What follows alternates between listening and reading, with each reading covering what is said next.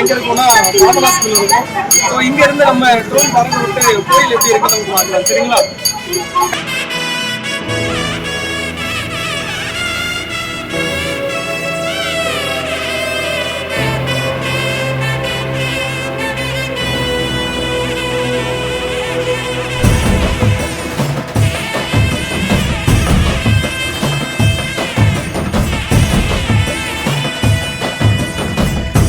அரியேனே சிவனே உன்னை போற்றிட, அரியேனே சிவனே உன்னை போற்றிட, அறியாமை அறிந்தே என்னை ஏற்றிடு, அறியாமை அறிந்தே என்னை ஏற்றிடு.